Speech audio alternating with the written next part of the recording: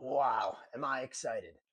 Uh, since I last checked in with everybody, I've been throwing a couple of pictures up on Facebook and just haven't really interacted much with social media. So, I've had some texts and some questions from people, and I'm just trying to build this video and kind of stay in my lane, you know what I mean? And, one of the videos was me essentially just kind of rifling through, my flies that I have currently on a bit of a budget. So I don't really want to spend any money. And I know where I'm going. I think some of the stuff that I have might apply to that fishery. But I know what I need. And I just really honestly don't have the time. Well, I do. I just don't have the materials and everything to tie them. So, there's a local tire who I've used, who's well known for tying stuff like this, you know, big hollow flies. When I'm throwing stuff for striped bass here in New England, 9 times out of 10, it's just going to be big and white. Naturally, because if we're bait and switching and I'm trying to bring fish up, fish are already looking, and everything in my box is always going to be white. It has been from day one. But yeah, but I had a few of these kicking around, and I'm figuring, why not? But the hooks are a little bit questionable, and anytime you're doing a trip like this, you just don't like if you're a fool if you go on a trip like this and bring things that are inadequate or just kind of questionable. So I was just kind of throwing things around, and Casey, who's one of the guys who's tied for me, matter of fact probably tied that hollow fly, just kind of came through in the pinch and sends me these. Well, actually left them in my mailbox, which was amazing because he's busy, it's the holidays, it's New Year's Day. And yesterday he took the time, which I thought was, amazing, and left these in my mailbox. And I'm not gonna lie to you, like, people know me pretty well and where I'm going in Mexico.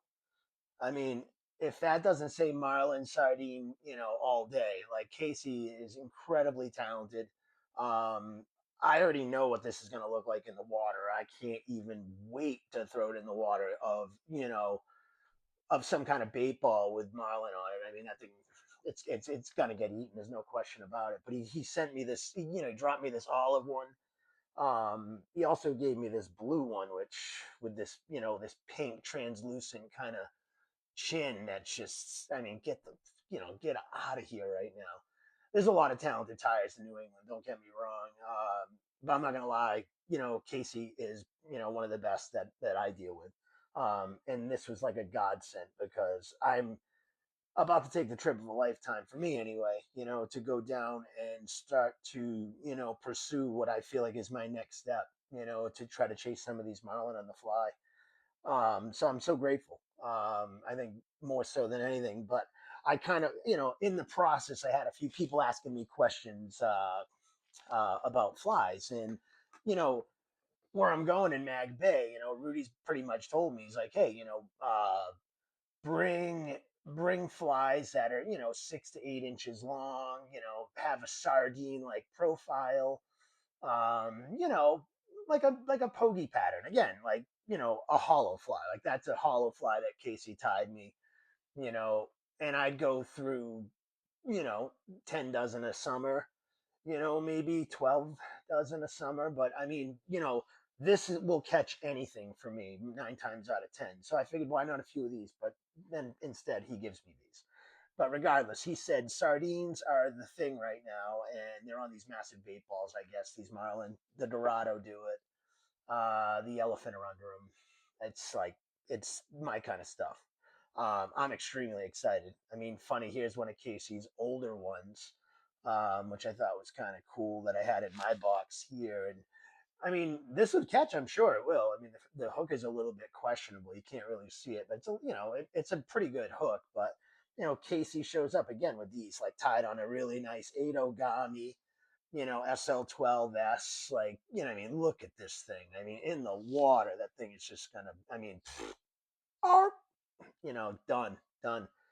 But yeah, I'll bring this along, and I'll bring a few other ones along if the locals don't keep them on the way in. But yeah, I'm pretty excited about this trip. I mean, people are starting to, kind of just check in a little bit. We got this squall that just came through here, this like winter whiteout on New Year's Day, and I'm just up here kind of packing for the trip and just trying to get organized. And, this kind of stuff happens. And when you live alone and you're trying to kind of regroup a little bit, these kind of things like make your day. So thank you for that, Casey. You were the man.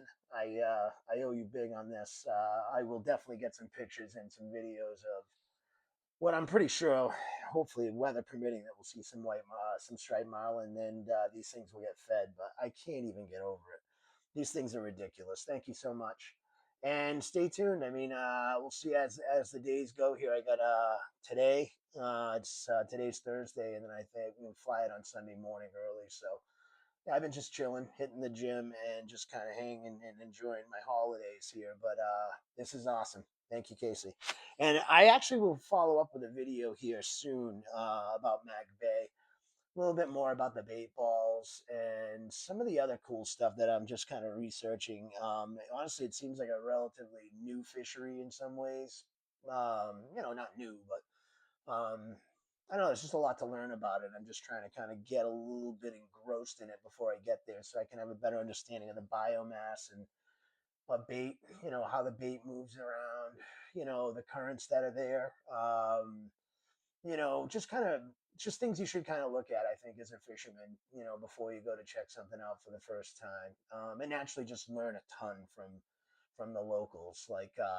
But I just kind of wanted to bring some of my own things to try to toss a few things out at a few of these fish, which I think would be kind of cool. And Casey's flies are definitely high on the list. But yeah, like I said, I'll have a couple of videos followed up about doing. Some guys asked me about some knots that I would use, and a couple of other people have asked me, like, on a trip like this, like, if you only bring in five things, what would those five things be if they were things that you could use at home that you could bring with you?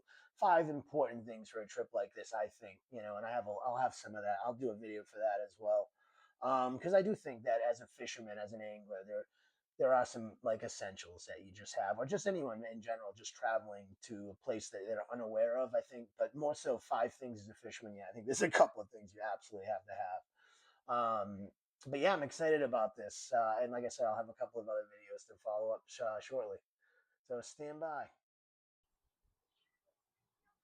Yeah, this is some B-side stuff here for you guys. Just yeah. Happy New Year to you too, you filthy animal.